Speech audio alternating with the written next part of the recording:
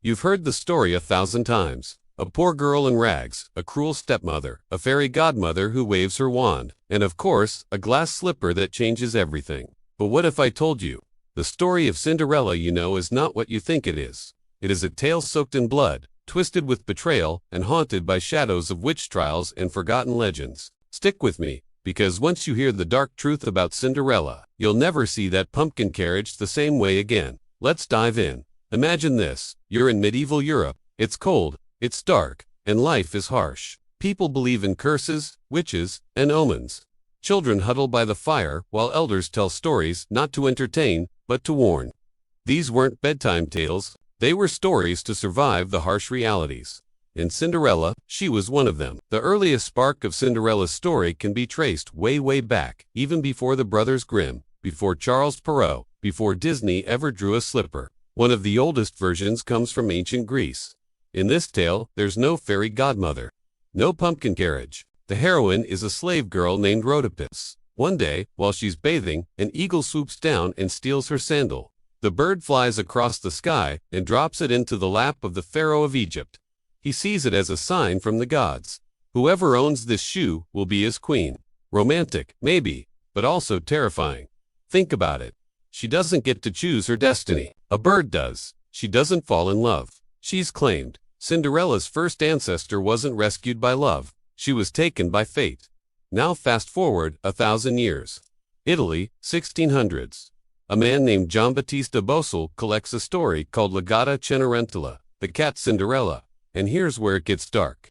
In this version, the young heroine isn't gentle or passive. She actually kills her first stepmother by slamming the lid of a chest on her neck. Why? So her father will marry the governess she prefers.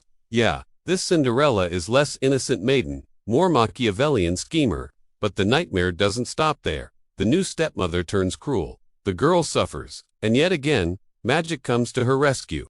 Only, the magic isn't sparkles and fairy dust. It feels closer to the eerie witchy forces people whispered about during the height of the witch trials. Speaking of witch trials, let's talk about the fairy godmother. In Disney's version, she's a sweet, plump old woman who sings bibbidi-bobbidi-doo and gives Cinderella a makeover. But in older legends, she's not always so harmless. Some tales describe her as an old crone, a shadowy figure with mysterious powers. To villagers who lived in fear of witchcraft, she might not have looked like salvation at all. She might have looked like danger. Now imagine living in 17th century Europe.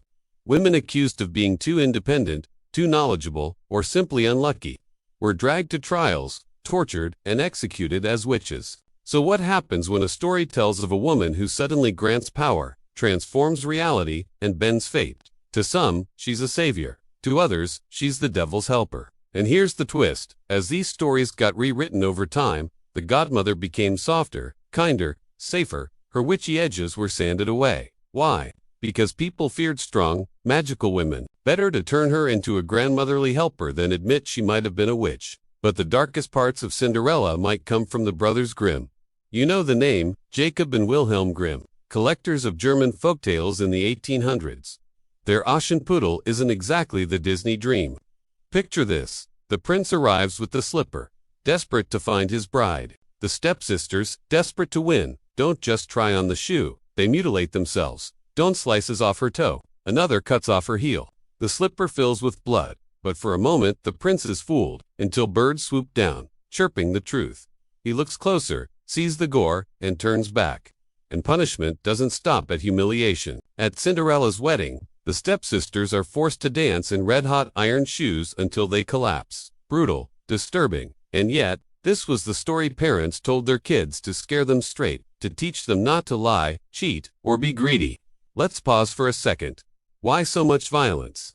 Why did parents feed children tales of bloodied feet and burning punishments? Because fairy tales weren't originally for kids. They were cultural warnings. They said, obey your parents, don't envy others, don't break society's rules. Step out of line, and you'll pay in pain. Even the slipper, the most iconic symbol, has a hidden meaning. You probably think glass slipper, but some historians argue it was never glass at all. The French writer, Charles Perrault, used the word verre, which means fur. But over time, people confused it with verre, which means glass. If that's true, Cinderella's slipper wasn't fragile at all. It was made of fur. a luxury material worn only by the wealthy. So the story wasn't just about magic and love. It was about class and status. The slipper wasn't proof of destiny, it was proof of wealth. And that brings us to Charles Perrault, the man who shaped the version we recognize today.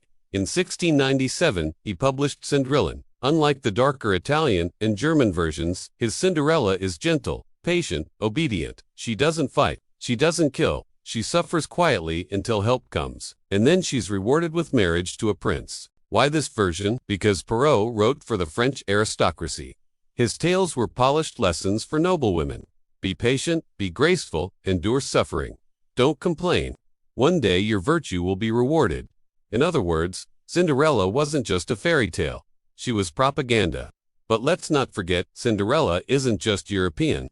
Versions of her story pop up all over the world. In 9th century China, there was the Shun. She wasn't helped by a fairy godmother, but by a magical fish. When her jealous stepmother killed the fish, the Shun collected its bones, which still held power. She wore golden slippers to a festival, lost one, and the king found her. Sound familiar? Same bones of the story, different cultural flesh. Across cultures, the themes repeat. A mistreated girl, cruel relatives, a magical helper, a slipper shoe or token that leads to recognition. In a sudden rise from misery to royalty. But each culture twisted the story to reflect its own fears.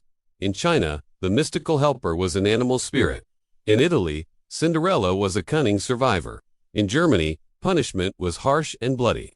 And in France, the tale became a model of aristocratic virtue. So why do we cling to the Disney version? Why erase the gore, the witchcraft, the shadows?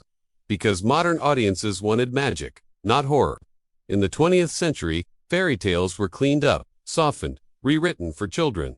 Violence was cut, lessons became gentle, and Cinderella transformed into a tale about hope and romance. But peel back the glitter, and you find the dark truth. For centuries, Cinderella's story was about control. Control of women, control of children, control of society through fear. Now imagine you're a little girl in the Middle Ages. You hear Cinderella, not as a dream, but as a warning. Don't step out of line. Don't envy others. Don't trust strangers. And above all, don't forget your place. Or picture a young woman in Perrault's France, reading Cinderella, not as escape, but as instruction. Be patient. Be quiet. One day, if you behave, you'll be chosen. That's the hidden truth. Cinderella wasn't just a story. She was a tool, a mirror of each society's fears and hopes. But here's the twist. The story survived anyway. Across time, across cultures, across rewrites, Cinderella always rises. Maybe that's why she's still here today. Because beneath the blood, the warnings, the propaganda, there's a seed of something universal. The longing for justice. The hope for transformation. The dream that no matter how cruel life is, it can change overnight. That's the power of Cinderella. Not the glass slipper. Not the fairy godmother. But the way her story shapeshifts to survive, carrying both light and darkness in every retelling. So next time you see Cinderella waltz across the ballroom, remember the shadows lurking behind her smile. Think of the sisters slicing their feet. Think of the witchy godmother. Think of the girl in ancient Greece, claimed by a pharaoh because a bird dropped her sandal. This isn't just a fairy tale. It's a history of fear, control, survival, and transformation. And maybe, just maybe, that's what makes it truly timeless. So, what do you think? Is Cinderella a sweet victim of fate, or a survivor of centuries of dark truths? Let me know in the comments. And if you want more hidden histories, more forgotten legends, and more shadows behind the stories you thought you knew, subscribe to Mystery Vault.